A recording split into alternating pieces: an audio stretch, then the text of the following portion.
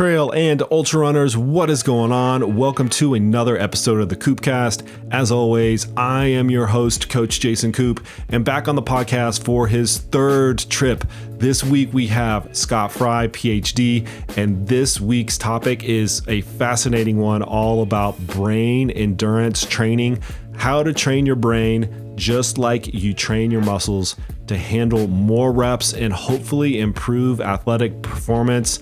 Scott and I get into it, and as always, this is one of my favorite conversations. Scott's always been a favorite guest of mine and a favorite guest of yours. Also along the journey is Coach Adam Ferdinandson. We're going to be coming in a couple of times to talk about how we practically take some of this information from Scott and deploy it with our athletes. I hope you guys enjoyed this podcast. It's a really special one. Here is my conversation with Scott Frey, all about brain endurance training. Okay, Scott, welcome back to the podcast. Thanks again. Offline, we're talking about an episode that you and I recorded a long time ago that served as a little bit of a template for some of the new formatting that we did. And so I hope you caught wind of the re-release. But my point with bringing that up on air is that it's one of the kind of more cited or one of the episodes that I get the most feedback on. So people are into this brain stuff, as you're probably very well aware. But I'm telling you, from a coaching side and from an athlete side, people it makes a mark on people. That's great to hear. Thanks for sharing that. And I always look forward to our conversations. It's good to see you again. Yeah. So I came up with a perfect intro bridge for this, which was actually quite easy. Because just this week, the Cocodona 250 has been going on. It's a 250-mile race in Arizona, goes from kind of the northern part of the Phoenix area all the way up to Flagstaff that I've actually done. Continuous nonstop. The men's leader will do it in just under 60 hours. The women's winner will, I think this year was closer to 64 hours, 63 hours and 50 minutes, now that I remember it correctly. And it's kind of notorious, any of these long, multi-day, over 100-mile races, one of the key features of them, some might call it a benefit, is that they go through copious amounts of mental fatigue, primarily induced by sleep deprivation, but also the physicality of the race itself. And so with that as a little bit of a backdrop, one of the things that I was reminded of is you see these finish line interviews of people, and usually at that time, they can be rather energetic, right? They finish, they're on a little bit of an adrenaline high.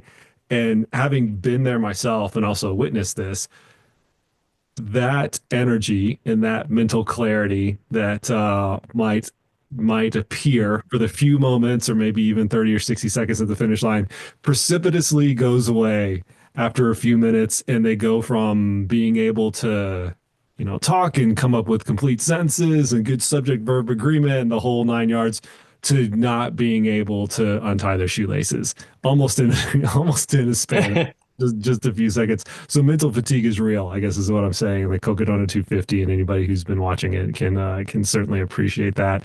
But there have been, like, we're gonna talk about that, and I think that, all cheekiness aside of the sleep deprivation and things like that, there are real sources of mental fatigue, and some of those I just went over.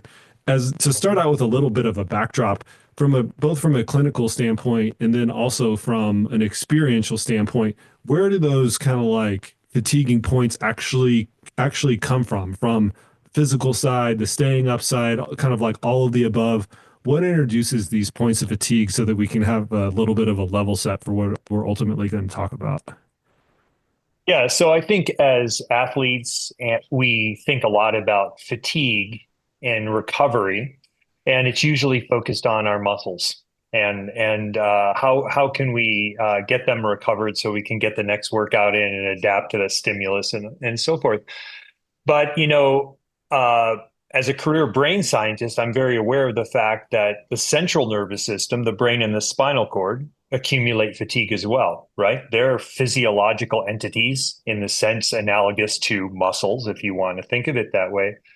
And a bunch of biochemical changes take place when they're being worked, and those demand recovery as well. So we have things like the accumulation of adenosine. It acts like a neurotransmitter in the brain. It's something that accumulates over the course of the day. As it goes up, we get more fatigued. Caffeine blocks adenosine receptors, so it buys you time. Uh, and then when that wears off, of course, the adenosine comes back to roost. One of the things we know, though, is that when you're putting out a lot of physical work, there's also a mental toll for that. And you can look at cognitive performance in athletes who've done structured work in a lab, running on a treadmill, riding a cycling or something well controlled, because we scientists really love that for good reason, right? And you can show that there are acute changes in cognition with intense training, and their performance goes down. We get slower and less accurate.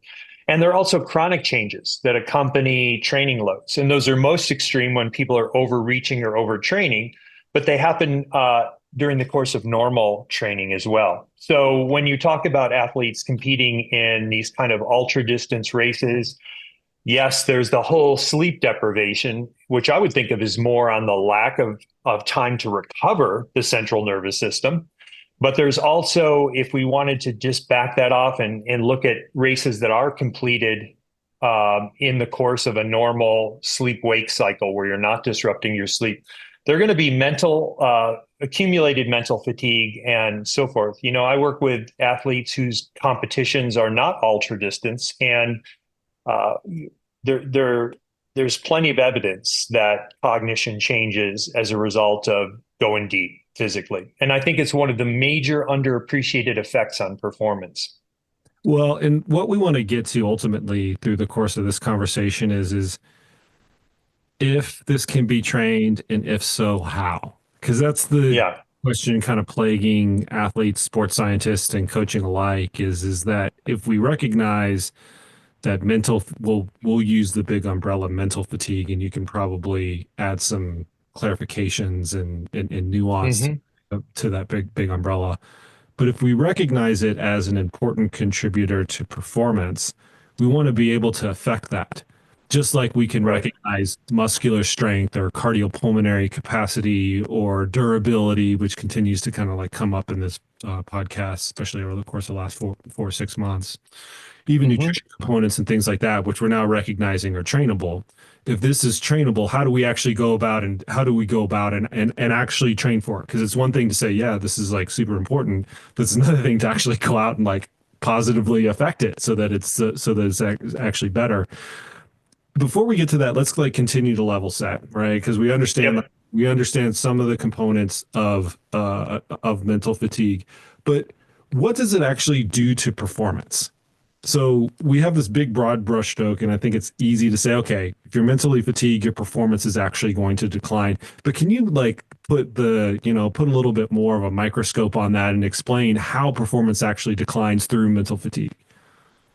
Yeah, so it's quite interesting, and you can call it mental fatigue. I think of it always in terms of neurophysiological terms. It's brain fatigue. It's literally fatigue in the brain, An and that organ, has down. right? Organ. Yeah, that's right. It has downstream effects on performance that are pretty well documented. So at this point, there's been over 70 studies where lab-based studies where they've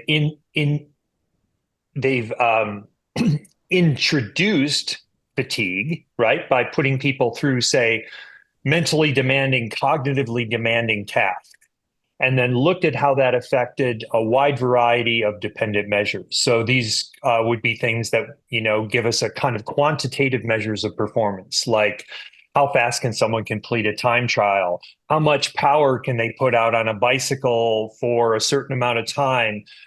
How does what happens if we measure time to exhaustion when riding or running at a fixed pace or rate and so forth? So there's been 70 plus, I think it's up to 73 now, studies demonstrating the effect of these kind of introducing an artificial mental load or brain load having effects on physical quantitative metrics of performance like the ones I mentioned. And we can take that to specifically to those span strength athletes as well. And if we there's been studies that just look at endurance performance, and these effects hold up pretty well. One of the things that always sticks out to me in any of those studies, and we're going to try to synopsize the whole basket of them at once. So people who are Cool. people who are really into this stuff will have to like forgive us for not drawing everything out. But one of the things that is always quite remarkable to me whenever I've looked at maybe not all 70 of those, but a lot of them is Hmm. how seemingly benign the mental fatiguing task is, or the brain fatiguing task is. We normally think of like a pre-fatiguing task as something to failure. So if we wanted to test like strength on a bicep curl, we would do it to Hmm. failure. We do 100 reps or something like that, and then test the strength of it afterwards, and Yeah. compare that strength after that, ultimately fatiguing load, or a load to fatigue. I think that's the best way to put it. The load to fatigue in that state versus in an unfatigued state. And everybody can recognize, okay, I'm going to do as many bicep curls as I can until I can't do them anymore. I'm going to rest for 30 seconds or whatever the interval is. And then I'm going to do a maximum voluntary contraction. And I'm going to compare that with the pre-fatigue state. And of course, the one at the end is going to be less than the one at the beginning by a pretty precipitous amount.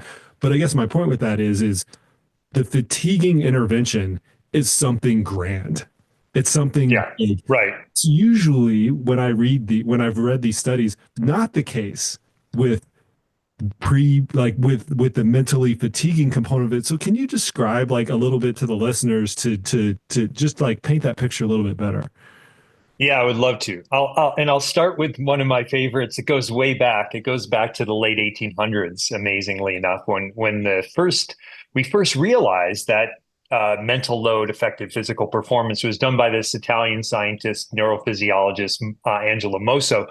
He built a little contraption where people could lift a weight with their finger. So he really got a simple system to test his model in, right? But he could do it very quantitatively, and he'd hang these little weights, and they'd have to curl it. Time to exhaustion was his measure, and he did a bunch of studies with his colleagues as subjects, who were his fellow professors and students, and so on.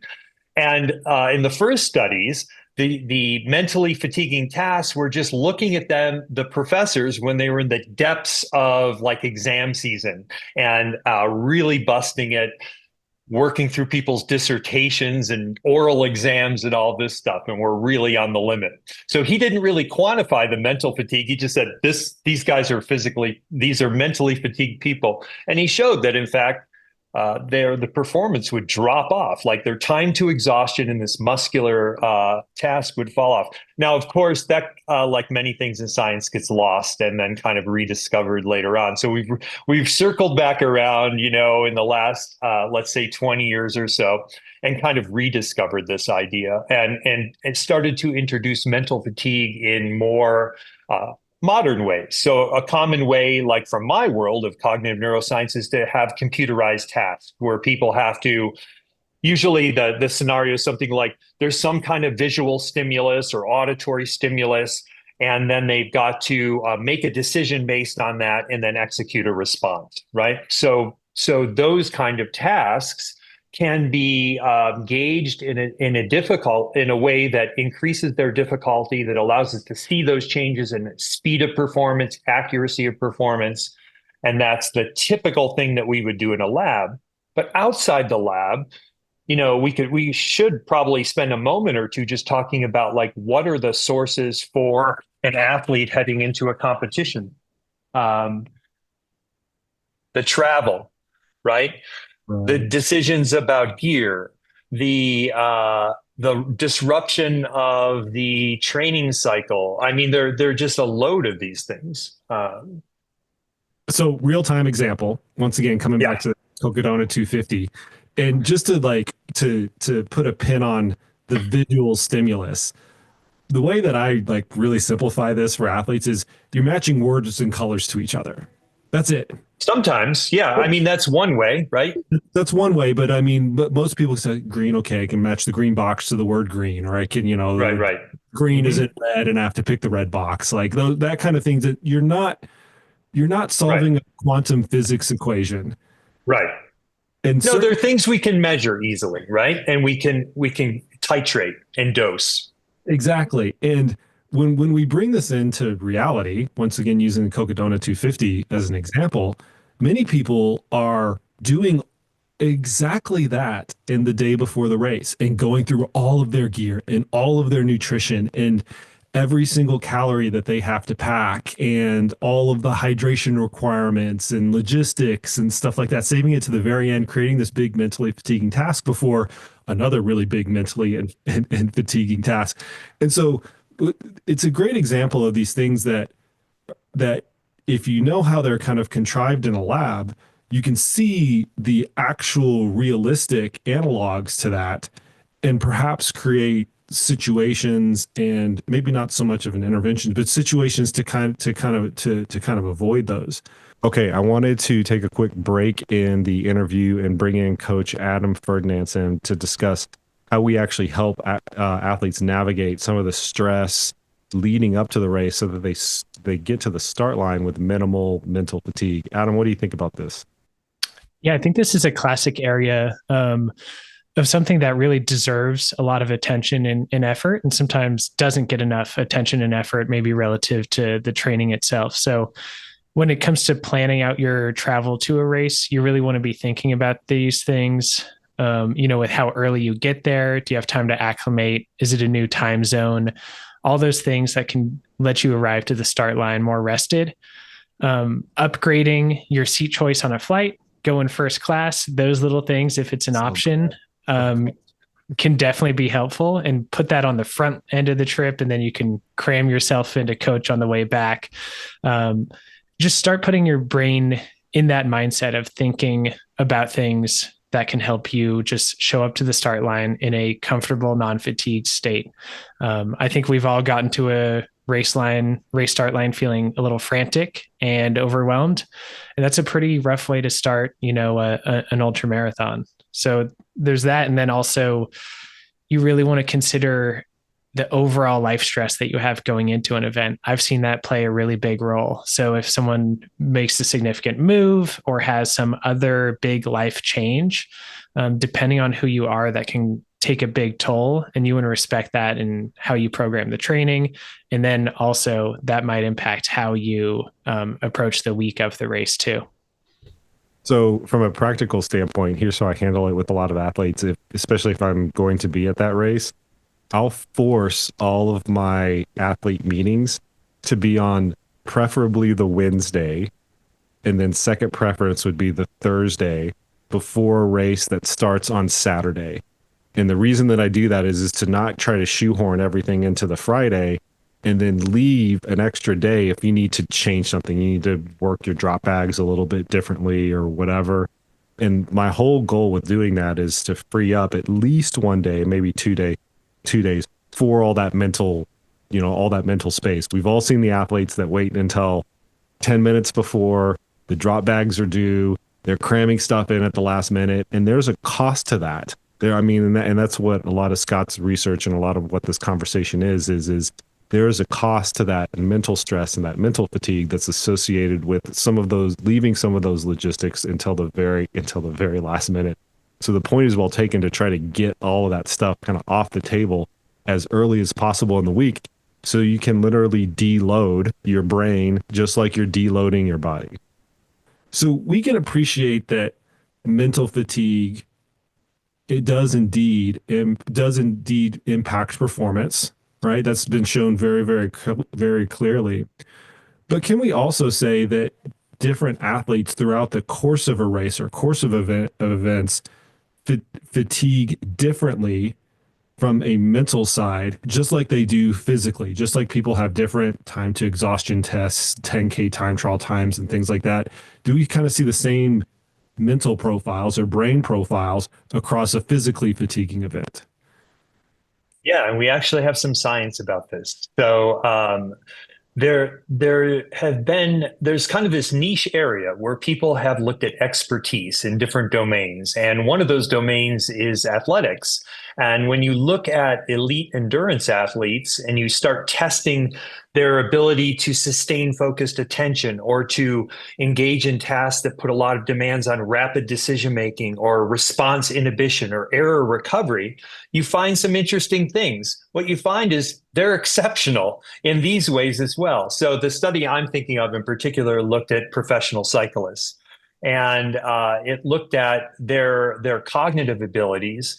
And then it looked at whether putting them under these kind of contrived loads, like we were talking about mentally, affected their performance or not. And at least in the study I'm referring to now, they performed exceptionally well in terms of showing resilience to that kind of mental fatiguing load, whereas the recreational cyclists, who were the group they were tested against, showed declines in critical power and time to exhaustion and things. The pros are more robust to that. And as someone who works with professional athletes, and some of whom are cyclists, it's not surprising to me at all. Mass start bike racing are massively cognitively fatiguing tasks. They have to be on point mentally, because a lot of the decisions that are going to determine the outcome of the race are made when you're very deep into things, and it's you're very physically fatigued and also mentally fatigued. So the fact that the cream of the crop would be exceptional in terms of the brain, as well as the muscles and metabolism and cardiovascular systems, makes a lot of sense. And then the question, of course, is that why they're pro athletes? Is that another reason why, or did they get better at that, right? From having done that all those years. Always a chicken and the egg question, right? Does it create the good athlete, or are they good athletes because of that? And it's probably both. Yeah. You're absolutely right. It's probably both. Now that's neither here nor there in terms of trying to solve this problem of, can we actually train this? But I think the next thing that we need to do to help conceptualize this for the listeners is to try to put some sort of quantitative performance decline on some of these events. And the analog that I like to use in this is what we try to do with hydration, right? Where we know a certain percent of dehydration causes a marked decrease in performance. Call it 10% or 8% or whatever you want to actually do, but it's not 1% and it's not 50%, right? We try to put those things into relative context, and the reason that this is important is because when you're talking about introducing an additional training intervention to an athlete, you always have to weigh the potential cost of that intervention, whether it's time or energy output or cost, right? There's a cost to some of the, if you think about aerodynamics, right, in cycling. Oh yeah. There's a definite cost to some of the time savers. You always have to compare that with the benefit that you're actually getting. Is it 1%? Is it 2%? Is it 10%? Is it 100%? Can you like just broad? I know we hate to like really pin things down. Like, if you do this, you're going to get a 2% performance. But can we like just generalize of really fatiguing mental task that's introduced into an endurance task? How much is that going to affect that task overall? Yeah. Well, the answer is complicated, as you knew it would be. But if we look across the studies, and like I said, there's been over 70 of these studies now, and if you wanted to do a back of the envelope, and the problem with the studies is you've got elite athletes, you've got people off the couch, you've got people in between. So it's of course these interventions are going to affect them all differently when it comes to their capacity to do work. But I think it's probably on average, I would be comfortable saying a couple of percentage points, which is a lot, especially for those folks at the pointy end. Okay, and so this is actually like critically important right here, right now. Everybody can think about the race that they're training for, and if you have a few percent margin between what you want to do and what you think you can do at your like maximum capacity or whatever, which is always a little bit of a guessing game, an intervention like this makes a lot of sense.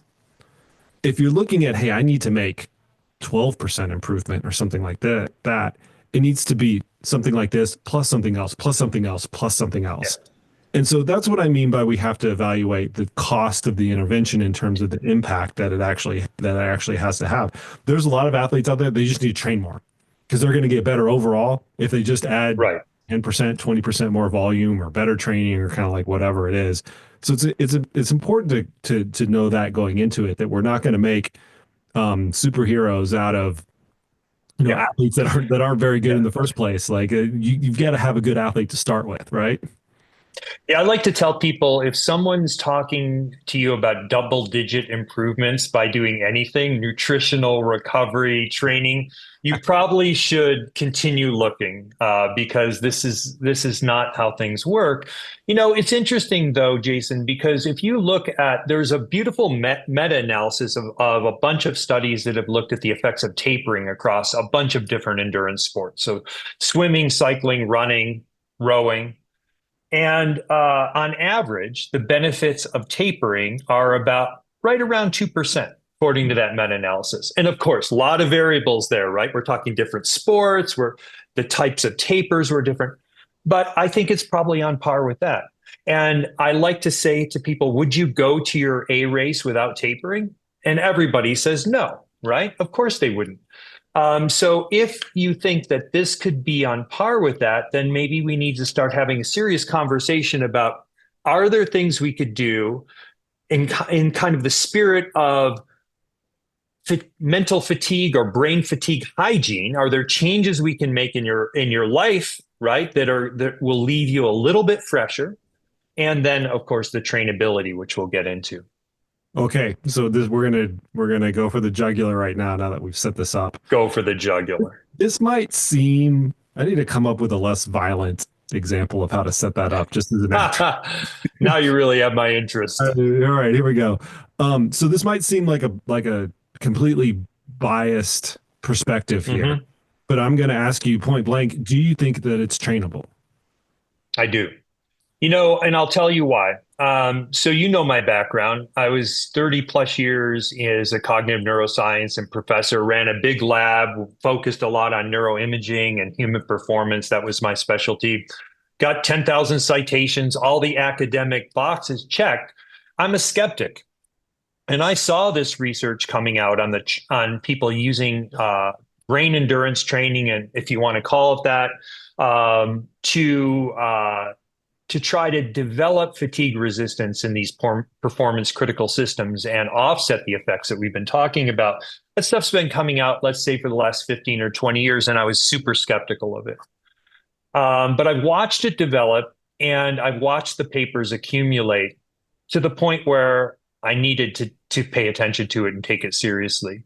And I've been digging through that research and following that research and pulling it together. And I'm satisfied that there's really something there, to the point where I work with a small number of elite athletes, Olympians, high-level performers. And we've really committed to doing this training now as part of their plans. So what does it look like? Because everybody's Yeah, going to want to know what, of course. like, because when we talk about interval interventions, people want to know, do I do the 4 minute interval or the 8 minute interval? Always, The right? second interval? What's the Oh, yeah. construction of it and things like that? Peel the curtain back. And Yep. first off, I'm going to step back just a little bit before we get into it. I hope the listeners can appreciate, because I certainly can, somebody who is a leader in their field, who ends up being the ultimate skeptic of something, turn their opinion around based on both what the research was saying and then also what they see in practice. I think that's the ultimate testament to there's something there. Not there's this one study about this one person, this one case study here. I heard this person tried this. This is, like you said, 30 years of experience, and looking at some of the initial research with a high, first off, high IQ of the domain that you are that you've been working in, and then ultimately coming around and saying, you know what, there's something here, and then putting your kind of like your money where your mouth is, your practice where your mouth is, where you're actually doing this with athletes who hopefully they're going to make a difference. So I just hope everybody can appreciate that. That's just kind of a statement for me, because I think when I run into professionals that have an arc like that, I always pay attention to it. So let's talk about what it looks like. Yeah. What does it look like? Yeah. So I think a nice way to talk about this would be to just give people an example of how it looked in the lab, and then how it looks in practice, or at least how it looks in practice with my athletes. If you don't mind, could we quickly do that? So, one of my favorite studies in this area, and I think probably it would be a candidate for one of the most nicely done studies, is one by Chris Ring's group at Birmingham, and the first author is Stiano. People can take a look at it. Maybe we can put it in the notes. But they have two studies. I always love a scientific paper that has the original study, and then they go and try to replicate their own findings in the same paper. And they did that. They had a group of control subjects who were undergoing the same training program as the experimental subjects. These were experienced cyclists. They were like Cat 2, Cat 3 road racers. And the difference in sort of the treatment was that following these very structured cycling workouts, which they did 4 times a week for 6 weeks, the experimental group would undertake this demanding cognitive task. And this sounds really hellacious, like 30 to 45 minutes of the Stroop task. Okay. Yeah, right. And so just to give people an idea, the Stroop test. Explain this. Like, imagine you're sitting there and these words are flashing up on the screen, and the words are color words. They're like the word green or red or blue. And sometimes the word green appears in green, let's say, and sometimes it appears in orange. And your task is to name the color of the word, but ignore what the word actually says, right? So when the word says the same thing, it says green and it is green, that's very easy. But when the word says blue and the color is green, say, of the word blue, there's an interference, because our brain automatically, we're such good readers, it automatically activates the word blue. But of course, you're trying to name the color, the ink that it's printed in or shown on your screen, and you get a massive interference. And this is like one of the most widely used tasks in all of experimental psychology, because the effects are so substantial. And it causes you have to inhibit that automatic response in order to do it correctly. So imagine doing that for getting gassed on a set of intervals, then coming back and doing that for 30 to 45 minutes. It's pretty horrible, but they got people to do it. I would rather do Cocodona 4 times than do a 45 minutes, because doing it for 60 seconds is just mind-numbing. Like, it's right. Anyway, keep going. Right.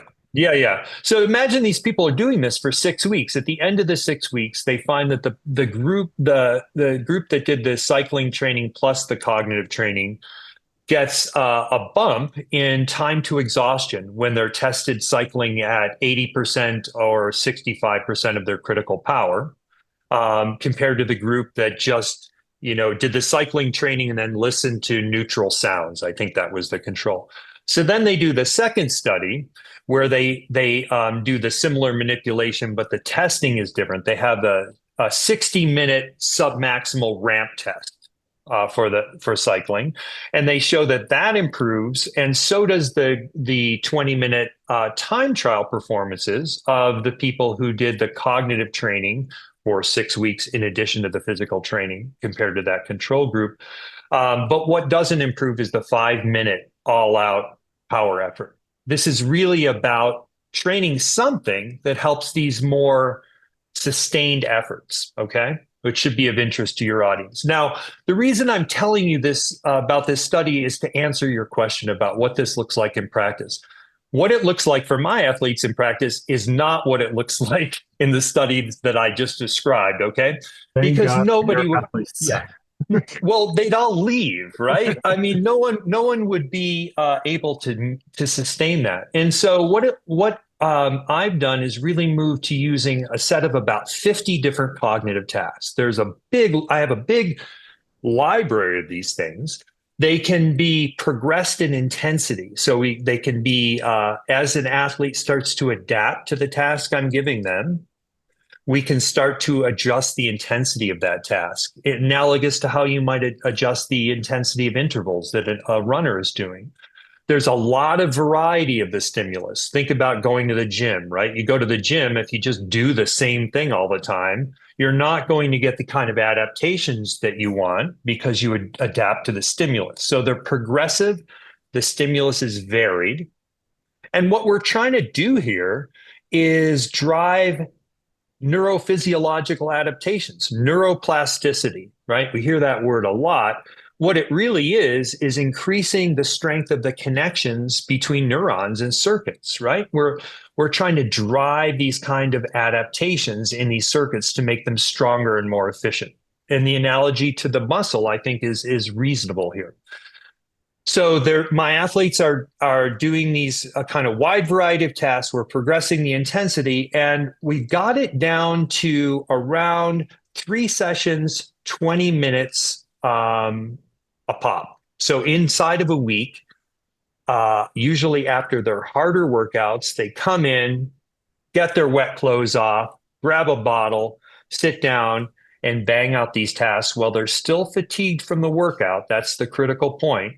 For about 20 minutes. And I get great compliance on that because they're interested, they're motivated, but they're also getting a lot of stimulation, a lot of variety, because they're not just doing the same thing for the whole time.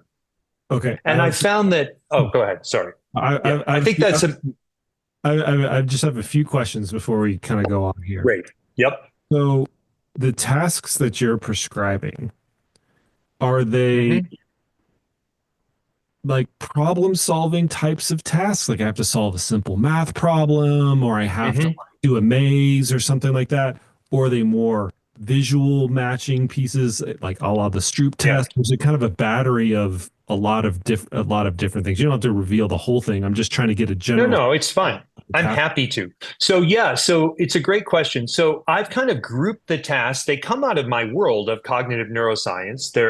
The tasks are tasks that have been used in that world in research unrelated to athletics over the years. And I have tasks that are kind of grouped into different categories depending on which cognitive functions they put the most load on. So the Stroop task puts a lot of load on inhibiting those automatic responses. And the Stroop task is one of many tasks that we would use. We have other tasks that are having you use focus attention and look for a target among a bunch of distractors, right? So using your perception and your focused attention to identify a target.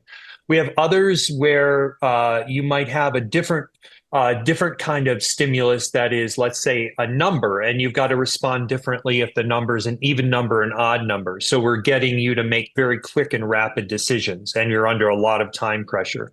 So generally, I think of our tasks as there's a group of them that are focused more on perception and situational awareness. There's another group that's more on attention, another on rapid decision making and inhibition of automatic responses, so response inhibition. And then we have some other tasks that are really emphasizing like speeded sensory motor responses. And it's always in a fatigue state? Yes. So if you look at the research, it started out with them kind of interleaving training and these cognitive tasks, which is great to do in a lab, but very impractical out in the field. So you go in the lab, just to describe this to the listeners. Yeah. Correct me if I'm kind of butchering this explanation. If you're doing a 10K run, every 3 or 4 kilometers, you would do something. So you'd interrupt your training to do the task or to do the brain training. Yeah, so people would have people in a lab either concurrently doing a task while they were, riding a stationary bike, or doing an interval and then in the recovery doing things. And I sometimes, in certain situations with my athletes, will, with the cyclists in particular, interleave these tasks with an interval workout. It's trickier with runners. There are ways to do it, but what we found and what the research has found is that having these tasks done right after physical training, when people are still fatigued from the physical training, seems to produce very comparable effects. So that's most convenient, generally speaking. If we were to do them before training, that can be a problem because it can compromise, as we were talking about, right, the actual training, and we don't want to do that. So I was actually going to ask like almost the Yes. inverse of that question. So Cool. yeah, you understand that if you did it beforehand, you'd Hmm. potentially compromise the physical training, which we typically don't like to do. There's certain situations where you'd want to do it, but most of the time you're trying to maximize the training. Hmm. But does it potentially have an impact on the recovery side of things?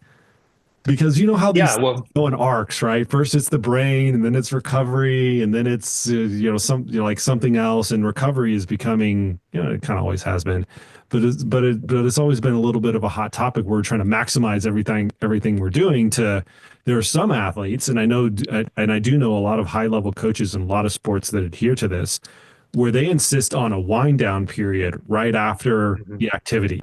So take 3 to 5 minutes, decompress, get into a state to where you're kind of optimized for recovery and adaptation. Could Mhm. this potentially interfere with that, or do you have like a way around it?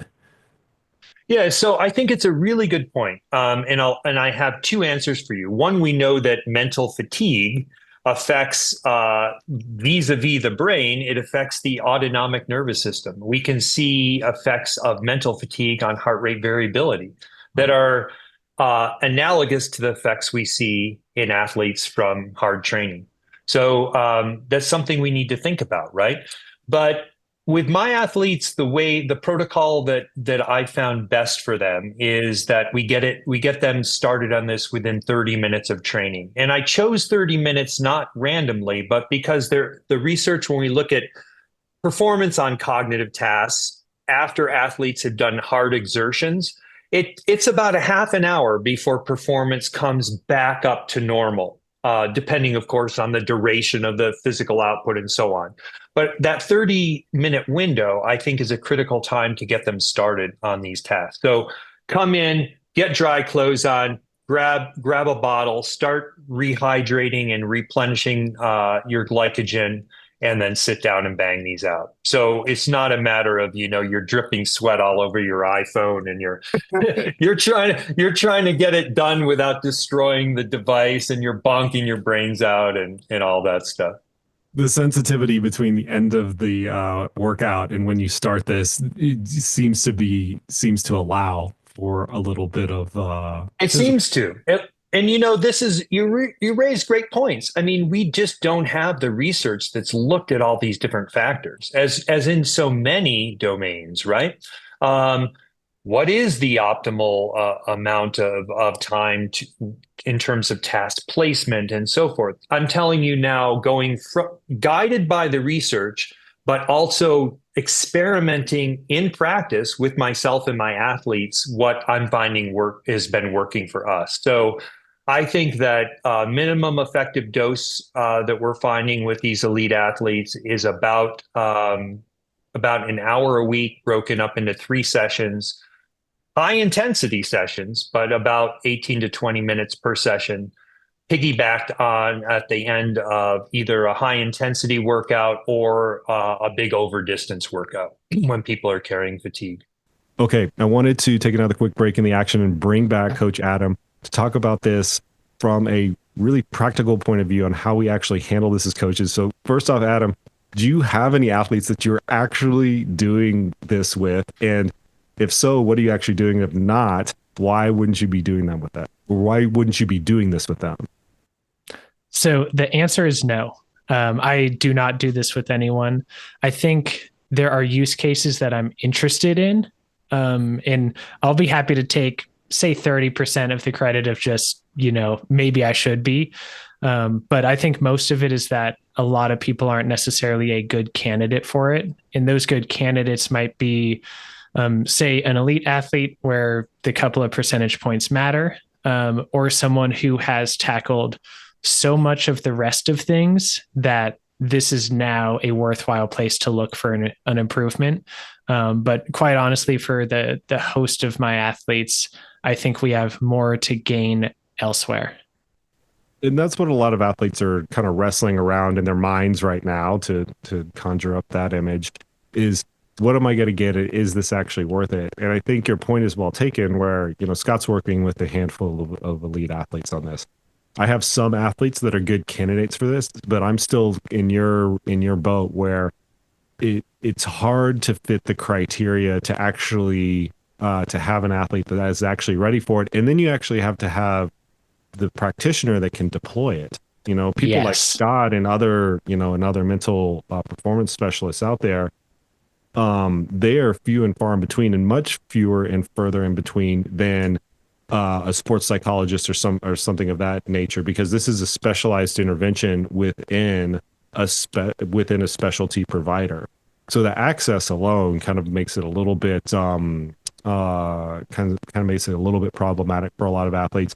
But then you're absolutely right that that many athletes, they can do more miles. They could just get more fit, and that's going to be the bulk of their improvement. So while all of this is intriguing, and I certainly think that we absolutely need to pay attention to it and use this intervention with certain athletes, there's a whole range of things that make it either incompatible with the athlete's lifestyle or something where they're just not a good candidate for it. Yeah, I think for the time being, I definitely lean towards avoiding the negative consequences of some of what you and Scott talk about, rather than proactively training our ability to handle it. Okay, so twofold question. Well, first Mhm. off, let's just review the intervention dose in terms of frequency per Yeah. week, number of weeks that you need to see some sort of reasonable improvement again. Yeah, and well, there's another good question. Okay, if we look at the research that's out there, there haven't been that many extended training studies. The one I mentioned to you from Chris Ring's group is my favorite because it did 6 weeks of training, right, 4 times a week. Um, my athletes are doing this stuff in a kind of periodized way, like they do their normal training plan. So we've got a base phase, a pre-competitive phase, and a competitive phase that we kind of rotate through. And they're working on this in parallel with their training. Yes, they take a training break. They take time off the bike. They take time off of running. If they're triathletes, they take a break as well. But we get back into it just like they do with their training plan. So we're kind of doing our own real world extended programs of this that are spanning, in the longest case, I guess we're up to 6 months with some of my athletes. And one other point I want to make is that, and I think this is a really important one, I'm constantly monitoring levels of fatigue in the central nervous system. And so I want to just tell you how I'm doing that. It's super simple and related to what we've been talking about. But I don't think there's a great replacement for asking people how they feel. I think it's super important to know a person's subjective state. But I think we can do better. There's more we can know, and there's something quantitative and not subjective, more objective that we can be doing. And if you look at the research on mental fatigue, not in athletics, but in cognition, and people have been studying mental fatigue, cognitive fatigue, brain fatigue in workplace environments, in military environments for a long time. You can use response times in simple tasks like we're talking about and show that, when people are fatigued, their responses on average get slower. They become less accurate and more variable. And that variability is a really important point. So, in every training session with my athletes, they do a 3-minute task. It's dead simple, boring as hell. Visual stimulus comes on the screen. They just have to respond to it as quickly as they can. It doesn't come on rhythmically, so they've got to think a little bit, but it's just quick. It's measuring the time it takes to perceive something visually and pass that through the sensory parts of the brain to the motor system in the brain, and then send the command down the spinal cord. And that's a way of getting a quantitative measure of the amount of fatigue an athlete is carrying in that central nervous system as we build up a profile for that individual over time. It's not something, oh, look, you took the test, you've got an A, a B, a C. We've got to look at the over time. I get 3 of these sessions a week from these people. They're doing months. I can start to see the patterns. I can start to see, oh, they're in a heavy period of stress right now. It may be, you have somebody and they're going through an illness. They're going through an injury. They're just got done with the 250-mile race or whatever it is. I see that and we adjust. We're constantly adjusting and titrating their load, just like a good coach would do in any training program. And when you're doing this, is it being deployed on an iPad? Because I know a lot of people will think of the visual stimulus with something like the Blaze Pods or any of the other. I'm failing to remember some of the other companies out there that produce these, but the little LED things that light up that you'll actually touch Oh, and right. put them Yeah, wherever. yeah. Like how are the tests actually being deployed? Yeah, so back in my lab days, we spent a lot of time writing code and programming things. And fortunately, I've partnered with a company now that actually provides software that I can use to custom configure tasks and push them out to people's iPhone or iPad. And so the way it looks for my athletes is they'll get they'll get their week of plans, right? And I'll get their data back, and I can constantly be adjusting in the background and titrating what they're getting and deciding when to progress the intensity, when to back things down, and so forth. But yes, they're doing these on either an iPhone or an iPad. Okay. So here's the half a zillion dollar question and then the zillion dollar question afterwards. Whoa. Half Okay. a zillion dollar question is so within the task, you're obviously monitoring this. Do you see Mhm. improvement within the task? Just like we would see, if you're titrating the intensity up, Oh we yeah. we look at intervals and okay, the intervals are getting better, worse, or staying the same. That's the first part of it. But the zillion dollar one or the quadrillion zillion dollar one is can what are the actual athletes actually saying about their performance and can you track anything from a performance side of things? Yeah. So the first question is that yes, just like any training stimulus, people start to adapt and they get better, right? They start out, it's like, whoa, this is really difficult. Um, and that's why we need to keep progressing the intensity of that stimulus, just like you do with your athletes in their training programs. And so that's something we're constantly doing. And as you know, with any kind of training, it's nonlinear, right? It's not like every week builds on the next and it's just going off into infinity. There are ups, there are downs, and so forth, and that's where the hand tuning and things come in. And I've got some nice software is an amazing thing. We can do such intricate things. We can set thresholds where people have the task actually start to adjust in difficulty according to their performance to hold them, kind of like riding your bike on a trainer in erg mode. Think about it like that for the brain. There's just a lot of nice stuff we can do to progress things and keep people working hard and driving those adaptations through neuroplasticity. Um, the second thing is anecdotal, right? So I cap my one-on-one work with elite athletes at 12 because I give them my heart and soul in a sense, right? We're engaged in a lot of communication. This is only a part of what I do with these athletes. We work a lot on all the other sorts of mental and brain and psychological skills that to support their performance. This kind of, I would say, synergistic training is something we do, but it's by no means all we do. And what I see coming back from the athletes, their self-report is that they feel like they're getting deeper into their races and having more mental clarity and being able to be clearer about decisions and also experiencing these slight decreases in perceived exertion for fixed efforts, which I think is super interesting. My athletes are very bright, but they're not spending their time reading this research. They're full-time athletes. They're busy. They have a lot going on. But these are the kind of reports that I would expect if we were starting to see some of the effects that the research is claiming. So I find it very encouraging. We're getting on podiums. Now, that's very hard to connect the dots with, right? Because yeah, I mean, they're great athletes. They get on podiums, right? But their self-report is that they're also feeling like they can go a bit deeper and feel fresher to make the kind of critical decisions they need to make to be competitive I mean, when here's they're deep in these events. here's how I view any of these like interventions, right? If you have if you have some sort of plausible mechanism of action, that's the first step. And then you have research that tests that plausible mechanism of action. and that goes in the same direction as the mechanism, as the proposed mechanism does. That's the second step.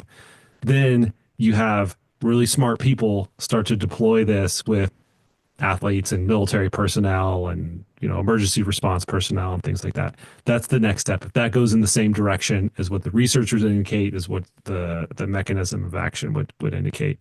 And then when you have the athletes saying the exact same thing that the research says, that the smart people say, that the mechanism says, if all of those direction arrows are kind of like lining up in terms of, yeah, the effect should look like this, then you have something that you can actually like really latch onto, because for better or for worse, performance is always the ultimate outcome that we're always chasing. Right. And I say for better because if you can test an intervention and their performance gets better, there's absolutely something there.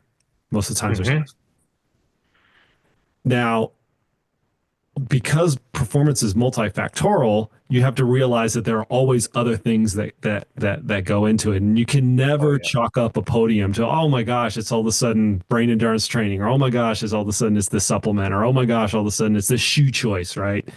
Like latched onto, or equipment choice. And so for better or for worse, we're always chasing that performance piece. And so when you are looking at the performance piece, I do think you have to have the other directional arrows kind of in alignment as well, before kind of taking it under like serious consideration to do, because otherwise you're going to chase around too many things. Oh, absolutely. And there will always be every study that of every clinical study, right, that we could think of for medications and this and that and the other. There are always responders and there are non-responders. And why some people respond better than others is one of the great mysteries of the world. And it's certainly true for training, and it's certainly true for the stuff we're talking about. But we didn't get into it much here, but we have some reasonable ideas and mechanisms. There is a fatigue network in the brain. There are a bunch of interconnected areas in the brain that we can see in, functional magnetic resonance imaging that are affected when we put people under fatiguing cognitive loads. And it just so happens that there's a lot of overlap in terms of the areas in that network and the areas that are involved in computing perceived effort and perceived exertion. And what I think is that that is the mechanism by which brain fatigue gets translated into changes in performance. It's an effect that comes through our sense of perceived effort, perceived exertion, and kind of lowers the ceiling a little bit on how deep we're able to go, our functional capacity on any given day. Because you've got a physiological cap, right? There's the ultimate thing that if you go beyond it, there's utter collapse. But we're never there. The brain is putting the brakes on before we get there for good reason. That limits, that ceiling the brain sets is the functional capacity. And if we can get a little bit better functional capacity, that's when we have the breakthrough. So that's what we're working on. So an athlete wants to go through this, and I think it's worth mentioning, you kind of like glazed over this. This is one of the tools in your arsenal that you're deploying athletes, right? Just like VO2 max intervals is one of the tools in my arsenal that I would deploy from a programming standpoint with athletes. Brain endurance training is just one thing. So don't stop what else you're doing and do brain endurance training. Right. No. Considering it. So option A is hire you, right? You're capped at 12. And as is the case with every practitioner, right, including myself, we have functional caps with athletes that we can only work with so many. But athletes want like a resource. So absent that, like working with you directly, like how would an athlete DIY this for themselves? Yeah, I think it's a great question, and I think it's a tricky one. And I'll tell you why. Because all the things that we've been talking about, I think there are a lot of elements that go into making this work, like with most kinds of training. This progressive intensity, right? A lot of variety to keep people attentionally engaged in willing to comply with these tasks. It's tough. DIYing it, I think, there are definitely apps out there where you can get the Stroop test, for example. And kind of bang away on this. But it's one of those things that I think is somewhat analogous to, you can get Chat GPT to make a training program for you, right? But it's not going to be the same kind of experience that you have when, and I don't think you can reasonably expect the same kind of performance changes that you would get if you hired you to coach them. So it's tough, right? I think the basic concept stands, though. We want to combine physical load and mental load to try to get at this synergistic effect on performance. And so that's the key bit. Now, you're right. I don't think this is a standalone thing any more than I like your example that VO2 max intervals are a standalone thing. You got to be doing all the other stuff. And I think this works best. I've yet to have an athlete, Jason, come to me just for this. Like that wouldn't work. That's not how I work. Everything else has to be in place, right? The athlete has to be doing the physical training. They have to be doing the nutrition, doing the recovery. All of those boxes need to be checked. What we're talking about here is something more on top of that for the person who's looking to take it to the next level, for the person who's going to altitude to get those bonuses. You can think of this as kind of something like that, right? You don't go to altitude if you're not doing all the things that we just talked about first, right? I'd be remiss if I didn't like at least ask the question on how to hack it together, because ultra runners are kind of like Of course. Oh yeah. notorious for doing that. I always think of like the sauna training that the Badwater athletes would do, where they roll the treadmill into a sauna, and I can see the analog to that in this case being like doing their teenagers trigonometry homework after they've done an interval session or something like that. But what you're trying to say is it's like, in order to do it correctly, in order to get the right progressive overload, term that we would use in training, right, to create an adaptation, it you can't just wing it, right? It's got to be done in an intelligent fashion. I think so. And I'm a real DIY guy myself. So I like the idea of like, let's figure out how we can do this ourselves. And I would never discourage people from trying that. I mean, if you can find some cognitively demanding loading tasks to do, I would say try it. Try 20 minutes of it. It's got to be intense. You've got to find ways of having variety to the stimulus and progress the intensity. But if you can figure out how to do that, I'm a little bit at a loss to think how to do that. Once I convinced myself that there was really something here, then the question became, how can I make this work? I didn't want to go back to, the days of the lab where I had programmers and we were kind of hacking this stuff together and then figuring out, let alone figuring out how to push it out to people. I'm not intentionally trying to hold out on people or anything. I just think that we've talked about some of the key parameters that I think come out of the research, but also come out of the art of applying this kind of stuff. People could use those guidelines and go out and try something. Why not? I don't think there's harm to doing it. I don't think there's risky side effects or something like that. And that's a nice thing about this.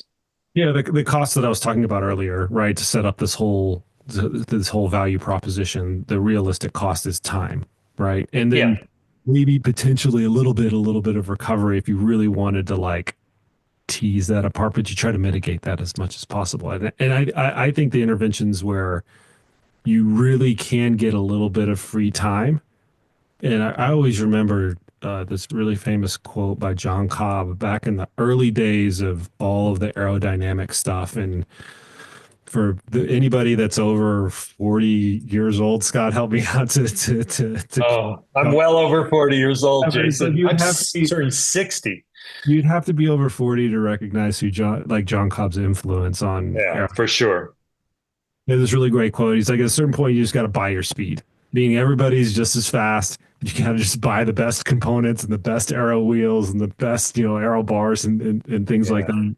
And what his point with that is you can like the cost to it is literally an economic cost, right? To the performance improvement. Here, the cost of this is a time cost and not an energetic cost or risk of injury costs, like we talk about with training load increases and things like that. Yeah, I think so. And I am interested in the possibility of developing like a group-based way of going through this that could accommodate more people. I think, though, the point stands that this is something that could serve athletes well who are already doing the other stuff. And I think with the John Cobb stuff too, you know, if you're not doing the training, getting an aero helmet and aero socks is probably not going to make the lion's share of the difference for you. You need to ride your bike more.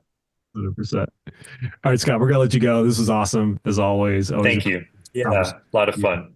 More importantly, thanks for your work in this area. You know, you're a pioneer in every sense of the word. You know, across your entire career, you've been one of those, and I'm always appreciative of people who kind of like blaze the trail, and at the same time make a positive impact in athletes' lives and careers. I'm going to link up a lot of the things that we talked about in the show notes. But where can people get to know you a little bit better and some of the work that you're doing, whether it's website, social media, stuff like that? Well, thank you for your kind comments. It means a lot to me.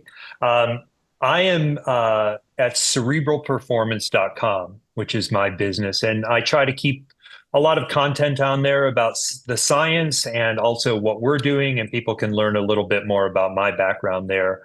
And if people have questions or thoughts, they're really welcome to just shoot me an email. I'm Scott at cerebralperformance.com. So nice and simple. I love to hear from people and kick ideas around. So thank you again for your time.